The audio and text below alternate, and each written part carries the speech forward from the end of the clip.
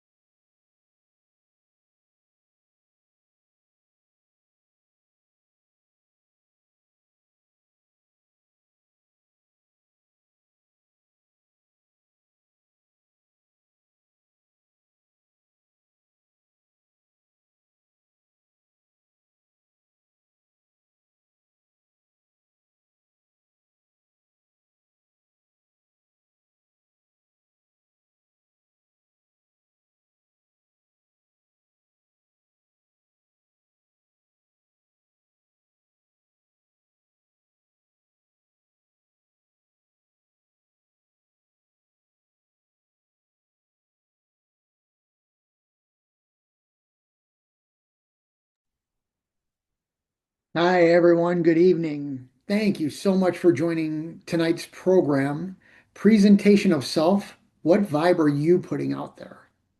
I'm glad to be with you. Before we get started, I always like to give a huge shout out to Justin Gray and the amazing crew over at 99 Neon Agency.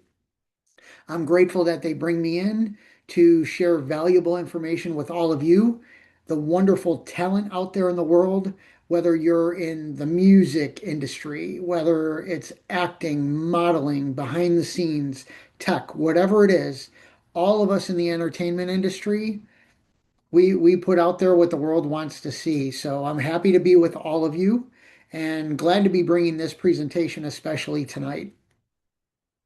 For those of you that have been in rooms with me before, thank you so much for coming back. I'm glad you enjoy my programs and you do attend regularly and come back. I do appreciate it. For those of you that are new to me, I'll just do a quick introduction.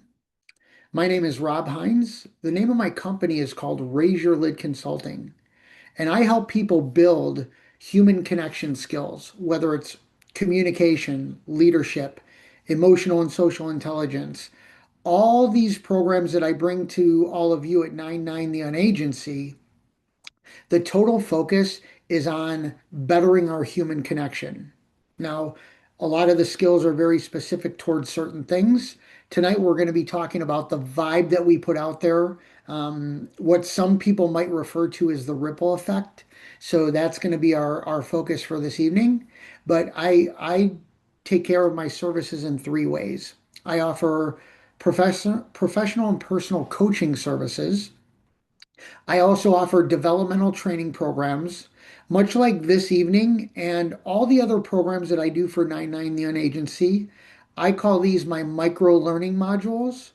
Basically, within an hour or less with all of you, I get to share some valuable information, some tips, some very simple and applicable things that you could take with you right away and start to implement at your own pace.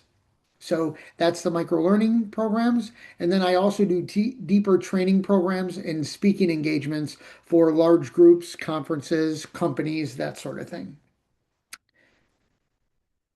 As far as questions for this evening, I make sure that at the end of the presentation, I leave plenty of time to answer everybody's questions. So please, if you have a question about any of the material that's relevant to this evening's program, please put your question into the Q&A or the chat, and I'll make sure that I answer everybody's questions after we're done, or at least have a response to it.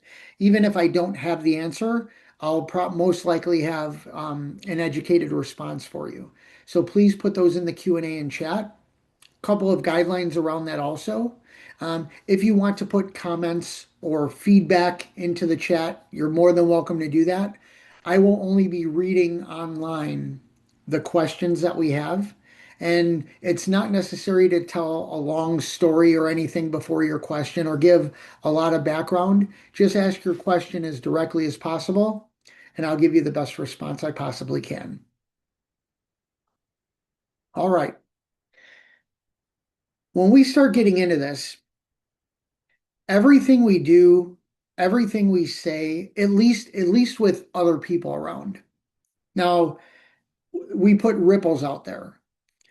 What are the ripples that we're putting out there? And are we consistent with the ripples that we put out there? Do the ripples depend on the situation, the person, or the people? So there's a lot of dynamics and a lot of context that go along with what vibe are you putting out there. However, what I want to do is I want to share some really good information with all of you this evening that you could walk away and you could start to determine what types of ripples do you really want to put out there in the world. Sometimes we do things, we say things that we're either not aware of at all, or in the moment, we weren't aware that we put that sort of vibe out there for people. Now, I will start by saying this. People's perception of us isn't totally within our control. People are going to think what they're going to think about us. However, the thing we do have control over is the way we put out messages, the way we have our emotions come out of us, the way we deal with certain people or certain situations. Our response and our actions are always up to us. When somebody says something like, that person made me mad, nobody can make you mad. You decide to be mad on your own. So when we're talking about the ripples that we put out there, that's why we're going to talk about some things very specifically this evening that are going to help you put the ripples out there that you want to. Now, if your approach is appropriate, other people's reactions are just something that aren't within our control. I wanted to share that right out of the gate with everybody. All right. So here's what we're looking at talking about tonight. The first thing we're going to talk about is your demeanor. Your demeanor has several different aspects to it, and we're gonna talk about that in a minute. Then we're going to talk about the different ranges of fear. What are some of the fears that we have or the fears other people have of us or collectively? Then we're going to talk about comfort. And there's something that I call detrimental comfort. It's when we just get used to doing the same things the same way in every situation. And we kind of wonder why certain things in certain situations work out well for us. And then in other situations, they don't. Chances are comfort might be a part of it. Then there's confidence. I actually have a program that I do for 99 and other places, habits that lead to confidence. So, is it a confidence factor that isn't helping you put out the vibe that you want? And then, of course, in the majority of my programs, I also want to give everybody some cautions and some tips on things that we may want to avoid, either whether it's a behavioral thing or a communication thing, some cautions that might prevent us from putting out the ripples we want, and then also some tips to connect better with people, some tips to put out the ripples that we want to go out there in the world. All right. This is where at this point, I can't see you. You can see me. I have no idea how you're reacting to things. But here's what I'll encourage all of you to do. It's nothing you have to do, but I strongly encourage it. We need to be very honest with ourselves, take a look in the mirror, and also be honest with others in the way we present ourselves and the way we put ourselves out there. There are some people that are very stern and they say things like, well, that's just who I am. People are going to have to deal with it. The term authenticity is way overused and way taken out of context these days. Yes, we want to be ourselves. We want to be authentically us. The challenge is we can be and need to be authentically ourselves with respect to other people. That's the part that normally gets left off in all these Instagram posts and things you see online. Be authentic, be you, be you, be you. Yes, be you. Also have respect for others. So, this is where when we go through this presentation tonight, I'm just going to encourage you to take a look in the mirror and be honest with yourself. That way, you'll actually be more in tune with being honest with others. We're going to start with demeanor. Demeanor has a couple different pillars to it. First, there's perception. This is how you appear. So the perception is how you appear. Now, we have our own self perception. Self perception is how we think we appear to other people. On the other side of things, people have a perception of us. Now, sometimes those perceptions don't match. We might think we're putting out a certain vibe, and maybe they're just not getting it. So there's a mismatch there. And again, this is why all of this information is important for you to be aware of. So if you start to read in somebody that you feel like you're putting out a certain vibe, And on the other end, you're starting to notice or be aware that the other person isn't taking it the way you mean it or that sort of thing. Maybe that's where you could start to adjust your approach. So perception is part of it. Perception of yourself, what you think you're putting out there, and perception others have of you. One you can control, the other you cannot. Then there's your attitude. What what are the feelings you're putting out there? What what can people read from you? Can they tell that you're excited, you're inspired, you're motivated? Can they tell that you're in a bad mood? Can they tell that you don't want to be talked to? So when it comes to perception in your attitude, it's how you appear. Then we get into actions. And this is all based on your behaviors, how you act. And that's going to lead into the truth of your demeanor, the perception, the attitude, and the action or your behaviors. That's the truth. That's what actually goes out about you. That is demeanor. When we talk about fear, there's so many different types of fears and ways of handling fears. What I've done here is I've outlined the most common. And a lot of times when you're trying to put a vibe out there, if people sense fear in you, even yourself, even if you're talking to somebody, you meet somebody and you sense fear in them, these are a lot of the things that normally go through people's minds or happen within us or other people. The first and probably the most prominent is either the fear of failure, which we hear all the time. We hear constantly about the fear of failure. Many people have it. And all of us at one time or another, we have had that fear of failure. Sometimes within some of us, it lives a lot deeper, a lot longer, and that's where the personal work would need to come in. On the other side of it, there's also a fear of success.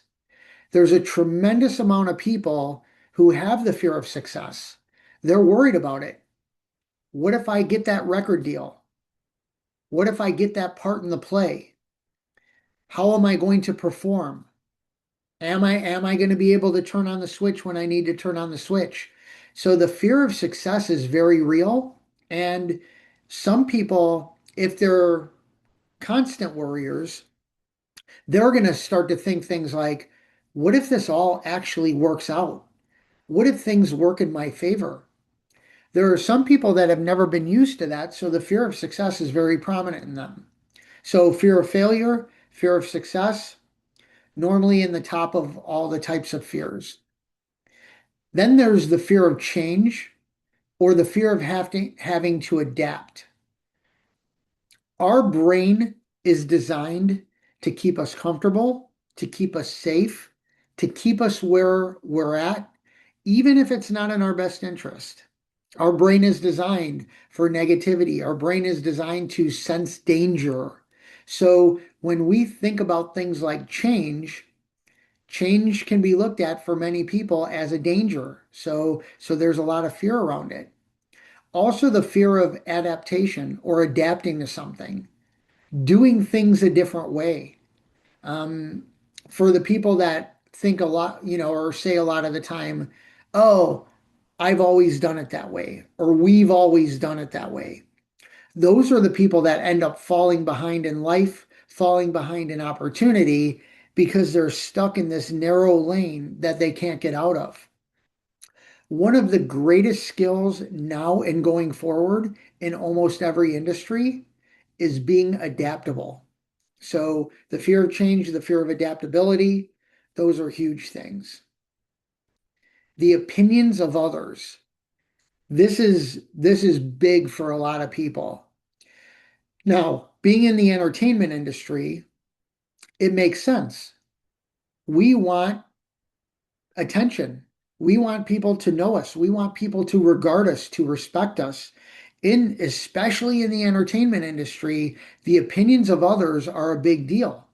Especially if you happen to be somebody that's out in the public eye, whether you're an actor, a musician, a model, an influencer. The opinions of others come into play because here's normally what happens.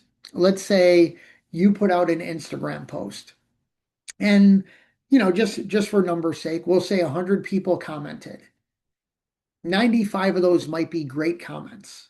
However, 5 comments may not be in your favor or something you wanted to hear. Again, your brain, designed for negativity and designed to protect you, is going to ruminate on those 5 unsavory opinions versus all the other good things that came your way. Opinions of others, it's massive. It's a massive fear, and it's a massive fear within our entertainment industry. Then there are the fears of not being liked, not being valued.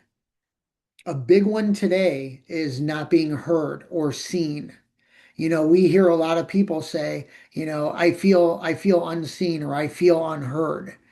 Some people have the fear of not feeling like they're enough, not that they're not good enough, that they're not qualified enough, that they're not skilled enough, that they're not loved enough. So all of those things all fall into the category of not being liked, not being valued, not being heard. Then there's a huge fear around comparison.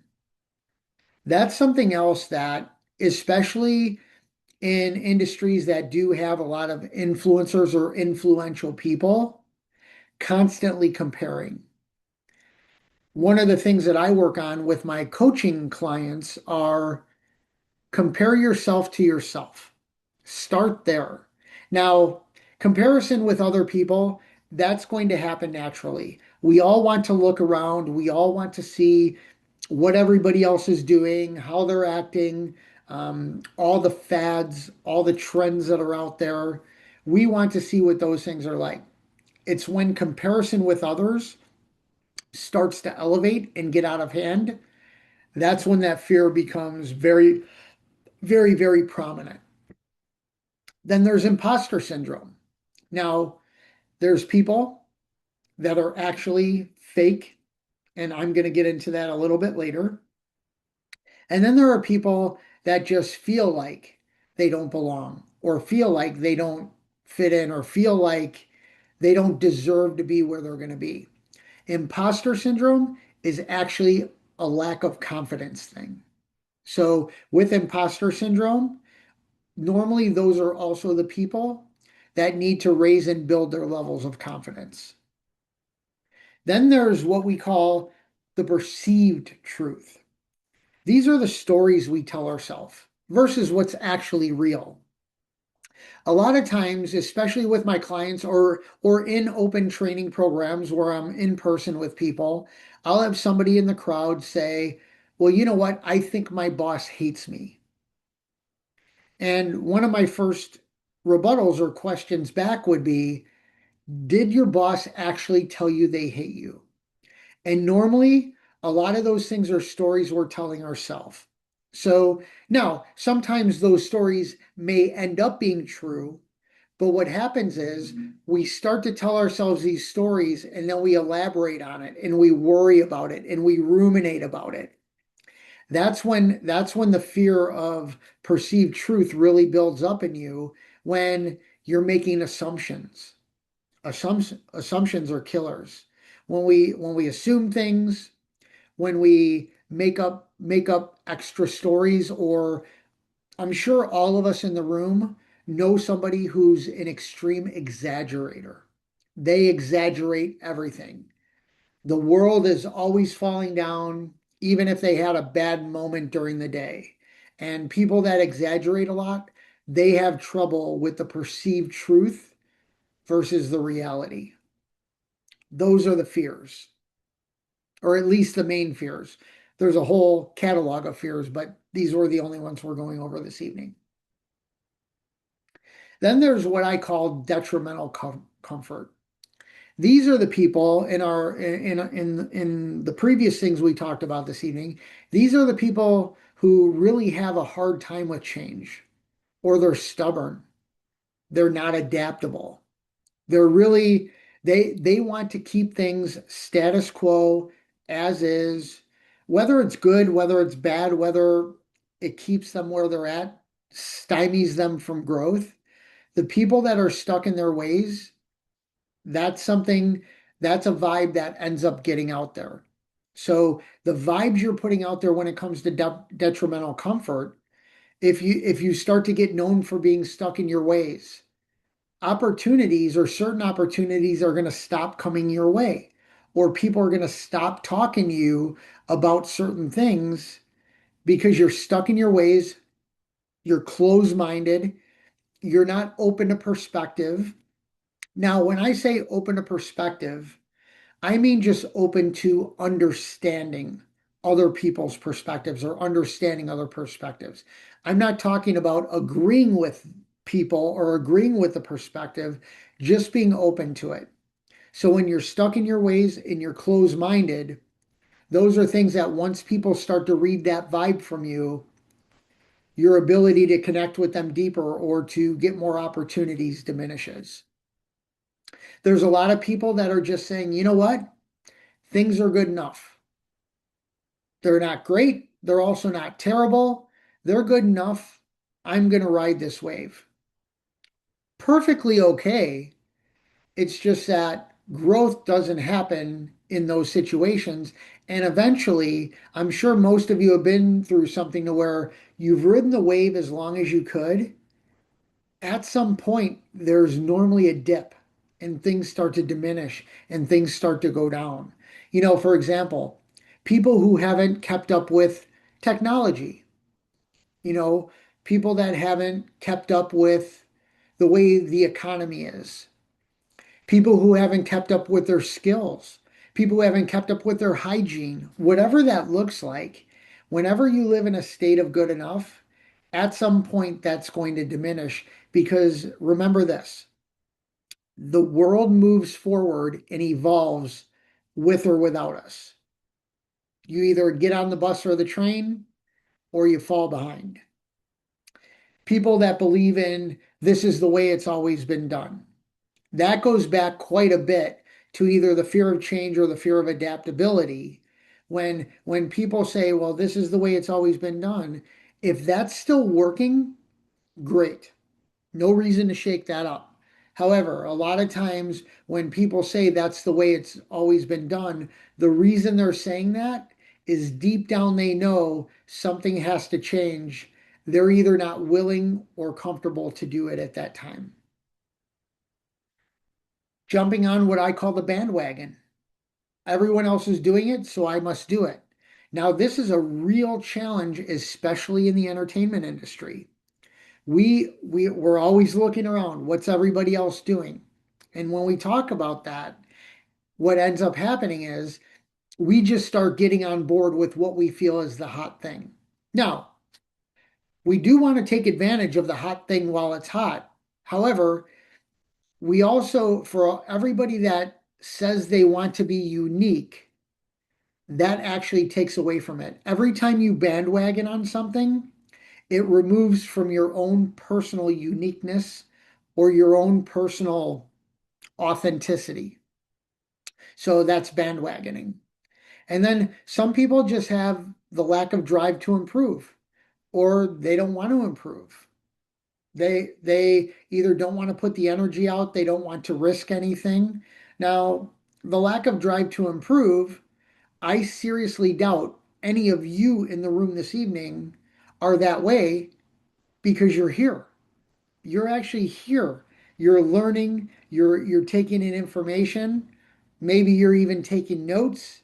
Maybe you're even going to take action on this.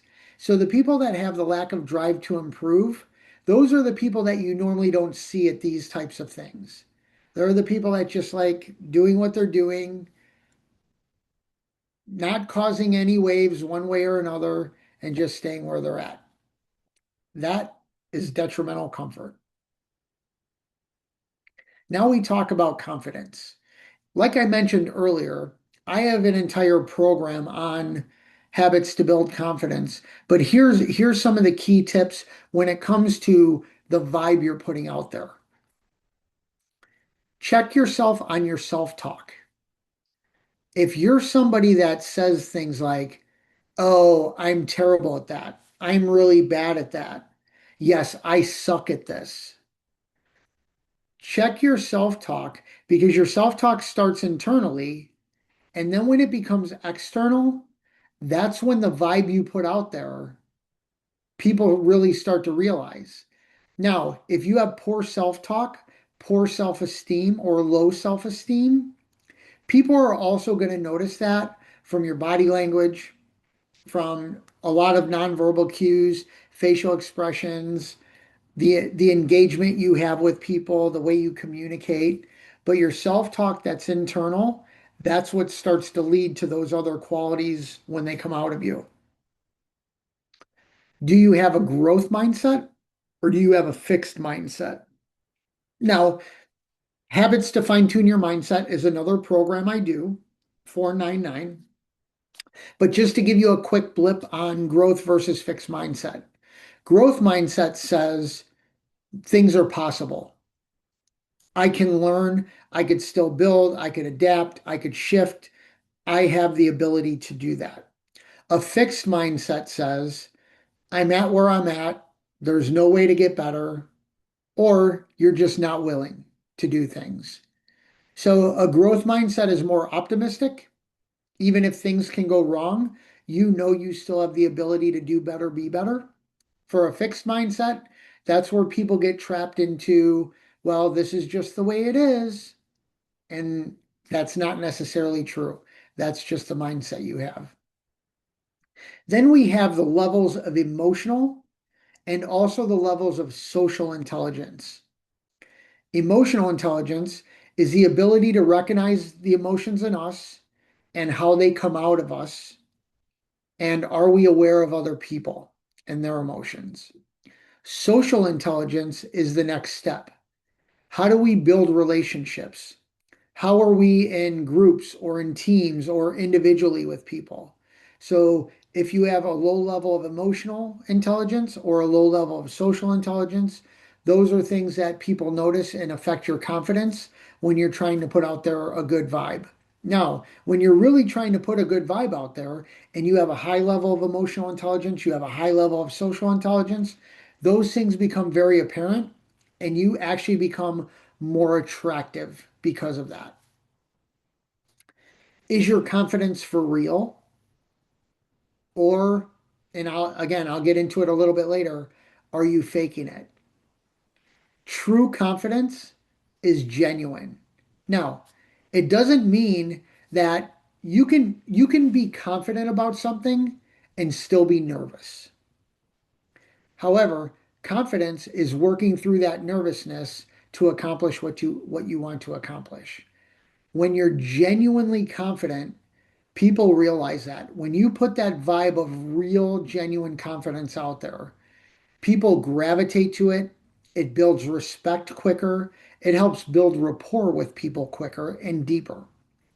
When people notice that your confidence is manufactured, you're either faking it, you're trying to be somebody or something you're not. People also notice that as well, and that diminishes the vibe you put out there. That diminishes your ability to build rapport with people. Same thing with authenticity. When I talked about authenticity earlier, it's a massively overused word now. And that's a problem. The people that go, I'm authentically me and I'm this way. And, you know, well, if you're not taking other people into account, it's really hard for your authenticity to come through as confidence because you're not connecting with others. Then that's real authenticity. Are you out there? Are you yourself with respect to others? And then there's what I call social authenticity. This is all the nonsense we see on TikTok, Instagram, all that stuff where everybody's life is glowing, it's perfect, every day is wonderful. I can't lose. I'm a millionaire, I'm a billionaire, I'm the king of this, I'm the queen of that. We all know when there's social authenticity versus real or genuine authenticity. The last thing I'll talk about with confidence this evening is the ability to stand tall under pressure. If you really want to put out a good vibe or a good ripple about your confidence, people are going to pay attention to how you are under pressure. When things are going well, most of us can appear confident. It's when things don't go well where our level of confidence, people will see. Can you stand up and stand tall in those moments, or do you fold or crush under the pressure? That's confidence. Okay. I told all of you when we first started this evening, I'm also going to share some things to stay away from. Now, these are what are referred to as misleading motivations. They appear as good, but they're actually the opposite. They're actually terrible, and I'll explain each of them. The first is fake it till you make it. Anytime you refer or say the word fake of anything, that means you're lying, you're a fraud, you're not for real, and people won't take you that way. So there's a large contingency of people out there, and maybe some of you in the room have bought into this in the past. That whole fake it till you make it thing, absolute nonsense and a terrible way to not only live life, but it's really hard for you to build trust with others and put out a good vibe if people see that you're faking it. Now, some people are really good at faking it. Eventually, no matter what, those people get exposed somewhere, somehow, and it normally doesn't turn up well for them. So instead of things like fake it till you make it, why don't you just work hard until you make it? Do better until you make it. Take risks.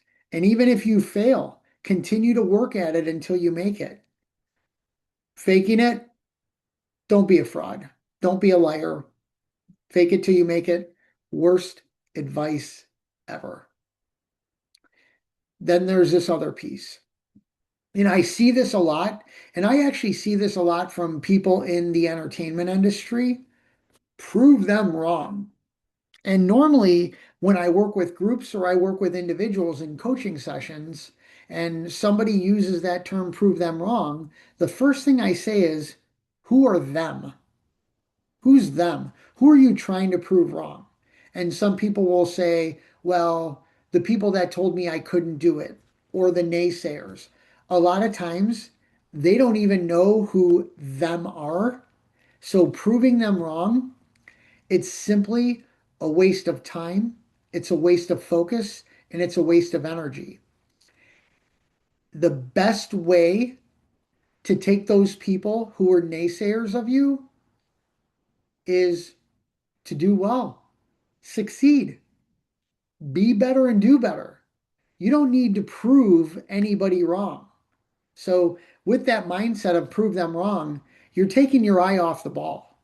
The ball should be about you building, you growing. When you think about prove them wrong, you're taking other people into account that should not matter to you. Why would you give any of those people 1 second of your mind space or your time or even saying it out loud? Complete waste of time, focus, and energy.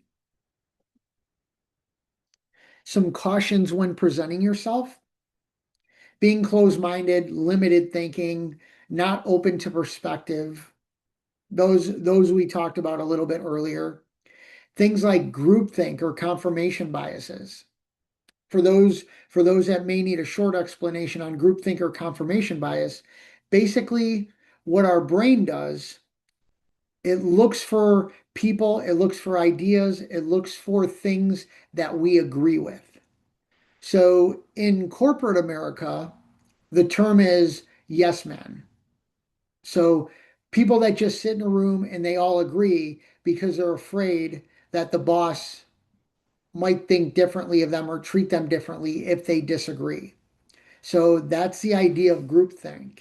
Confirmation bias says, I'm going to look for things and only things that agree with my philosophy. And when we live in confirmation bias or groupthink, we're really closing ourselves off to all the possibilities that are out there. And when you're presenting yourself, if you're either a yes person or you only live in confirmation bias, that's how people are going to see you and perceive you. Toxic positivity, it's become a bigger and bigger thing over the last number of years. Toxic positivity are there's a difference between an affirmation that might be inspiring and an affirmation that could become toxic. Examples of toxic positivity are things like good vibes only. Now, generally, it doesn't sound that harmful. Okay, good vibes only. But when people live on good vibes only, that's not how life works. That's not how the world works.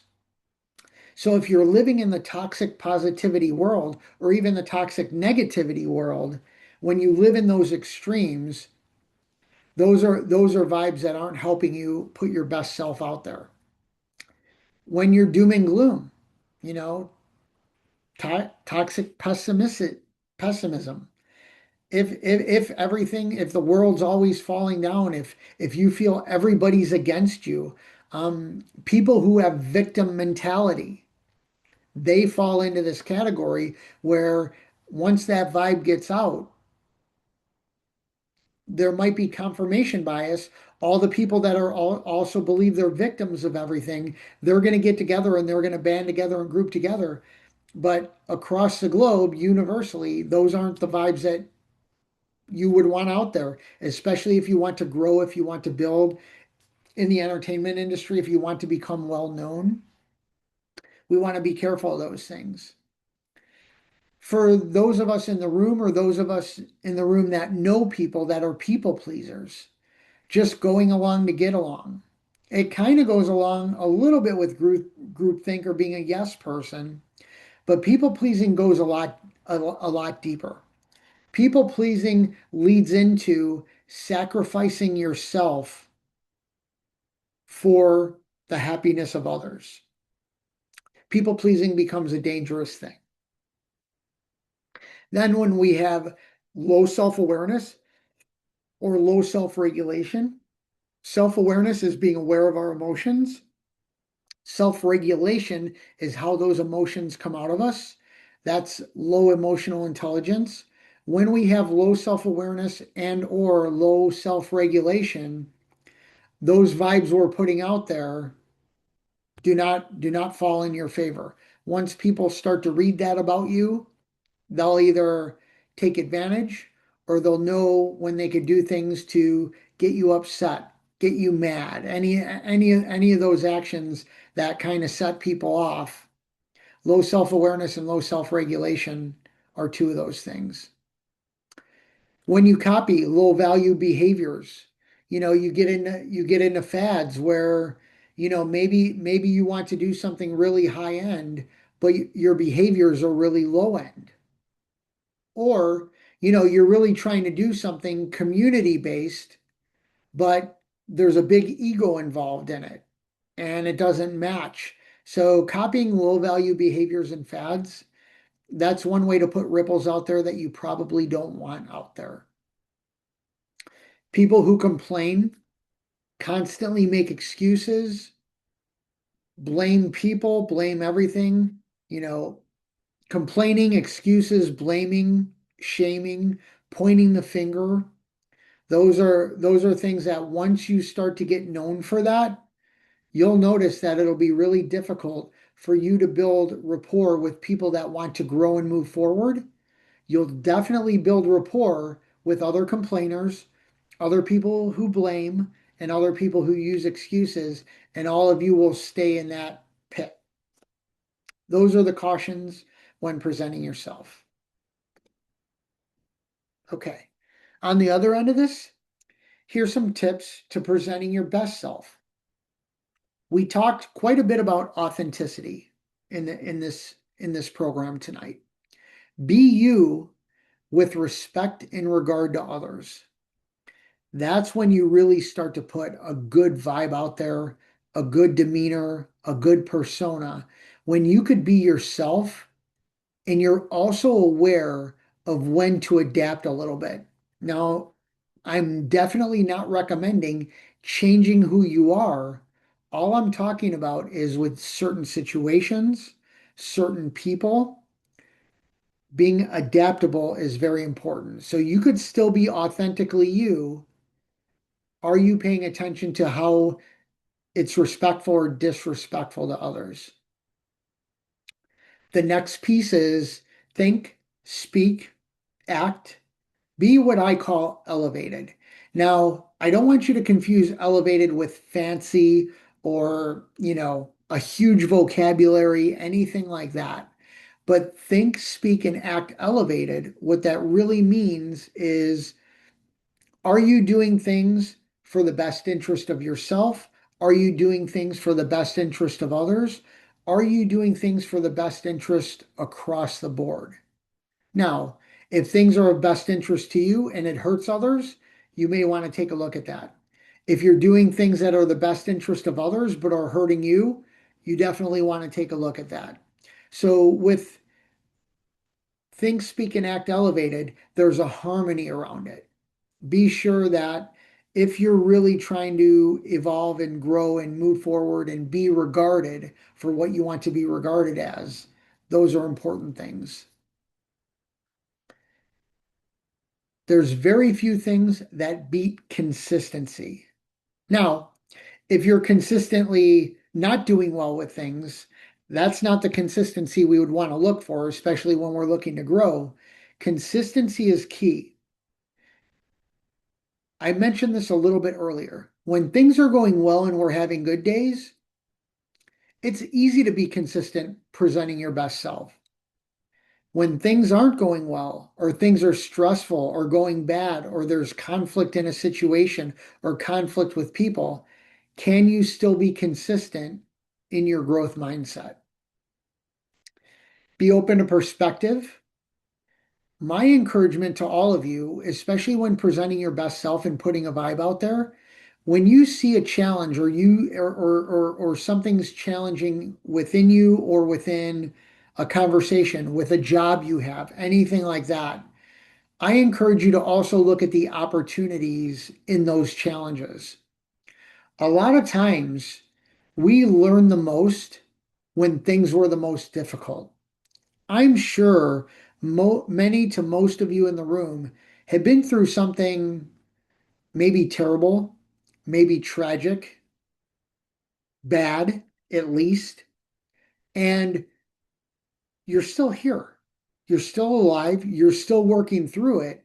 So if we could start to see opportunities and challenges, that's a really good tip for presenting your best self. Then the opposite of the warning I gave, when your self-awareness and your self-regulation are at a high level, now you could actually start to put good ripples out there and build stronger rapport and relationships with people. One of the most important tips I could give any of you, especially earlier, we talked about fears and we talked about confidence. Something I strongly encourage everybody that I work with to do is also show yourself some grace. When we talked about toxic positivity, people also lean into perfectionism. Perfectionism, it's not a consistent thing. It's not even possible for some things. It can be what we look toward. It's more of a journey than a destination. So, in the times where you either mess up, screw up, you don't put out there a good vibe, whatever that is, also show yourself some grace and make adjustments, not excuses. The more we try to justify things or make excuses, we're just keeping ourselves where we're at. It may make us feel good in the moment, but going forward, once we get to making excuses, then we get into complaining, then we get into blaming, and that's not a road that moves you forward. That keeps you back. Keep this in mind as a final tip for presenting your best self. You control your reactions and your responses. Nobody can trigger you. You trigger yourself. Nobody could make you angry, mad, sad, happy. All of your reactions and your responses are up to you. Those are the tips for presenting your best self. Okay. So at this time, if you have any last minute questions, please put them in the Q&A or the chat. I'm gonna go through and see if we have any questions for this evening. While I do, if you want to take your device, whether it's your phone, whatever, and scan this QR code, one of the things I do in these programs is I offer you a resource to leave with. Some of you may have taken notes, some of you may have not. If you scan this QR code, you get a nice little outline of this evening's program, and you could download it into your phone, you could screenshot it, you could save it, you could copy it, you could do whatever you want with it. But while you're scanning that QR code, I'm going to go through the Q&A.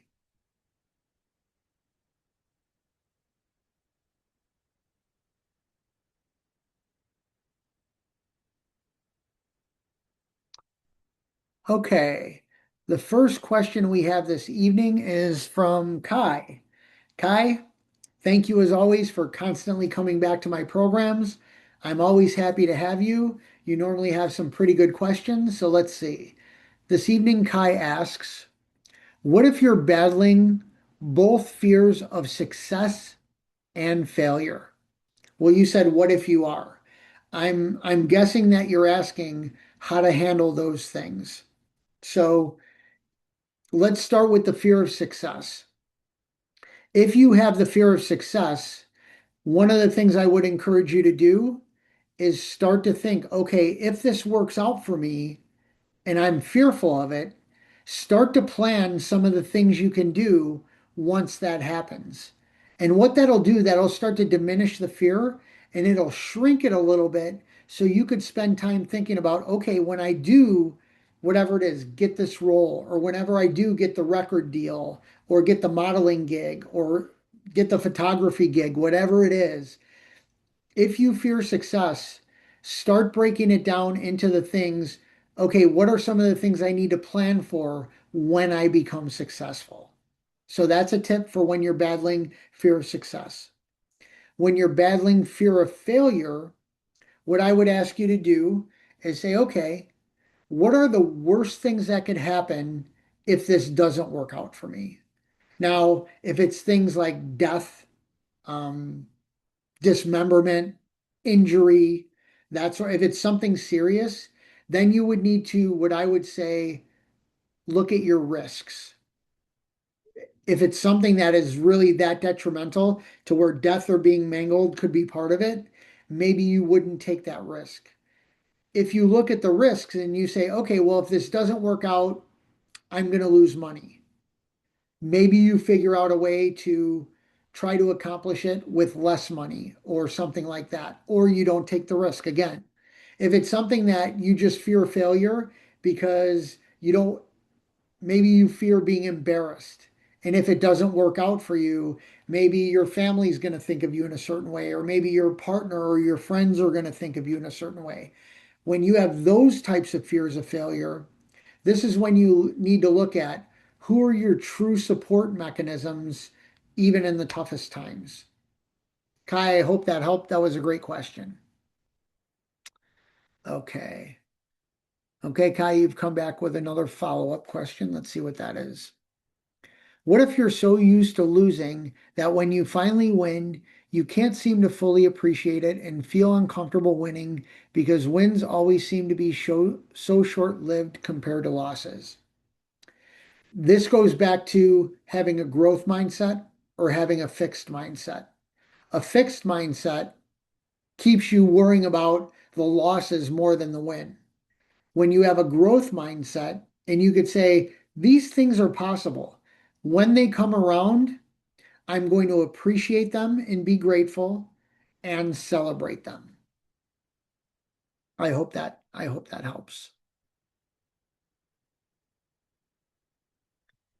Okay, another question is, what if you're doing something that'll benefit but hurt all across the board, meaning you have to make a major sacrifice for the general public to benefit? This is a great question. There's a philosophy in leadership that says in order for a leader to go up, they must give up, which means sacrifice. So nothing of substance, nothing of true value comes without pain or discomfort. So when you asked what if you're doing something that'll benefit but hurt across the board, work through that pain, because if you know something really good is coming out of it, chances are it's a good thing. Deal with the pain. Things like exercising, lifting weights, training for a marathon, training for a role, practicing your music. All of those things come with struggle and pain. Working through those is actually the benefit. Okay, let's see.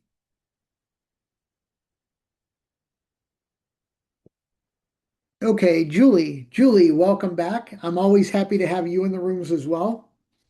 Glad you could be with us this evening. Julie asks, if a person finds themselves consistently bearing the same burdens over and over again, they realize they need to make a change for their well-being. How do they overcome their challenges of feeling better about themselves while letting go of the burdens others keep placing on them?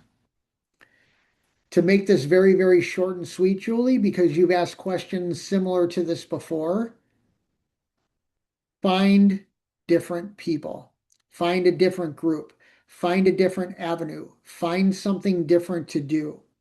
Because the longer you stay within those areas where it's over and over and over again and it's not changing, it's not getting better, it's not doing anything, you always have a choice. I recommend you choosing a different avenue, a different way. Choose other people, do something different, diminish or eliminate the people or the situations that are burdening over and over again. Thank you for that question, Julie. Okay, let's see. Ashley asks, how do you handle or encourage someone so comfortable with closing everyone out? How do you encourage improvements? Okay, so as far as encouraging somebody that's closing everyone out, normally with those types of people, Ashley, we need to take small steps and it needs to be at their pace and there needs to be a level of patience with that. So if you're trying to encourage somebody that's constantly closing people out, maybe if you have the relationship or the rapport with that person, try to dig a little bit deeper without being intrusive about what some of those reasons might be. Now, there are some people that aren't ready to be helped. There are some people that don't want to be helped. But if you're really looking to encourage somebody that closes people out, have them start with small steps. Start by just taking small steps and not closing people out, and once they get comfortable and they start to build confidence, then they could take bigger steps. Great question. Thank you. Okay, let's see. Blake, thank you for joining us this evening. Blake asks, what advice can you give keeping up a positive mental attitude? Really good question. First thing I'll do, Blake, is I'll ask you to reframe it. Positive is only good stuff. I encourage people to look at things as optimistic. Optimistic says, let's look at the good stuff, even though we know things can go bad, even though we know things can go wrong. So when you're trying to be consistent with a positive mental attitude, be realistic. Be realistic in the fact that things aren't always going to work out, but I'm still going to move in a forward direction. So just making yourself comfortable and aware that you want to move forward, just know that things aren't always going to work out and that'll make you more comfortable, and that'll help you create more consistency around keeping up a positive mental attitude. Great question. Okay. Audra, thank you for joining us this evening. Audra asks, should I keep my pursuits in the entertainment industry a secret from the connections with a history of doubt or jealous? I'm guessing you're saying with a history of people who doubt you or are jealous of you. Keeping it a secret, maybe not necessarily, but maybe just not including them in it. Because if they're people that have a history of doubting you or they're jealous and that sort of thing, they're not going to be happy for you regardless of anything that happens. So you may just keep them out of the loop. It doesn't mean that it needs to be a secret, but you may just not include them in the information. Great question, Audra. I hope that helped. Okay. Somebody who is on a Motorola phone, thank you for joining us this evening. What's your best advice for a new beginner? Well, if you're talking about a new beginner in the entertainment industry, start to build good rapport with people. And this is actually a perfect presentation for you to be part of. If you're a beginner in this, putting out a good vibe, putting out the right vibe, putting out a vibe that people gravitate to, that's great advice for somebody that's a beginner, is just to start to put those vibes out and just start to build rapport with people. Listen, be curious, ask good questions, be willing to learn, be willing to be open to perspective. I hope those things are helpful to you and good for you. Beginners always welcome. Okay. Julie has another question. Julie asks, what if you started choosing new people and the old people came between your new relationships?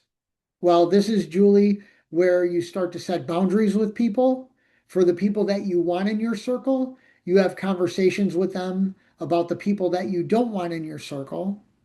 And then if those people keep butting in and they're coming between your new relationships, that's where it's up to the people you're in new relationships to keep you separate from them.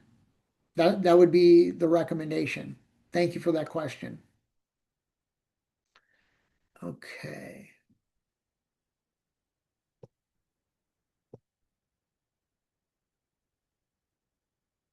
Okay. It looks like that's all the questions for the evening. I'm grateful to be with all of you tonight. Thank you so much for tuning in. I hope you got a lot out of it. If you scan this QR code, it takes you to my bio site where you could follow all of my social channels if you want. Reach out to me via DM if you have any comments or questions or feedback or anything like that. I'd love to hear from all of you. So be sure to follow me. Other than that, I hope all of you have a wonderful rest of your evening. I look forward to seeing you again in a room soon. Have a great night, everybody.